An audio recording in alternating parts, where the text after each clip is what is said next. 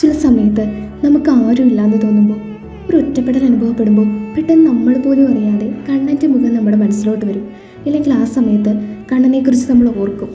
ശരിക്കും അതെന്താ അങ്ങനെ തോന്നുന്നതെന്നറിയോ? നിങ്ങളെക്കുറിച്ച് വേറെ ആർക്ക് ചിന്തയില്ലെങ്കിലും കണ്ണൻ നിങ്ങളെ എപ്പോഴും കാണുന്നുണ്ട്, കേൾക്കുന്നുണ്ട്. അതുകൊണ്ടാണ് ആരുമില്ലാന്ന് കരുതി വിഷമിക്കുന്ന സമയത്ത് നമ്മൾ പോലും അറിയാതെ കണ്ണൻ നമ്മുടെ മനസ്സിലോട്ട് വരുന്നത്. ശരിക്കും അത് കണ്ണൻ നിങ്ങളോട് പറയുന്നതാണ്, ഞാനുണ്ടല്ലോ, പിന്നെ എന്തിനാ വിഷമിക്കുന്നതെന്ന്. ചുറ്റിനും ഒരുപാട് പേരുണ്ടായിട്ടും ഒറ്റപ്പെട്ടു പോയ അവസ്ഥയിലായിരിക്കാം നിങ്ങൾ. പേരിന് ഒരുപാട് ആൾക്കാരുണ്ടായിരിക്കും, പക്ഷേ നമ്മളെ കേൾക്കാനും നമ്മുടെ കാര്യങ്ങൾ ഷെയർ ചെയ്യാനും ആരും ഉണ്ടാവില്ല. ഇങ്ങനെയാണെന്ന് കരുതി നിങ്ങൾ വിഷമിക്കണ്ട കേട്ടോ. തൻ്റെ പ്രിയപ്പെട്ടവർ തനിച്ചാവാൻ കണ്ണൻ ഒരിക്കലും അനുവദിക്കില്ല.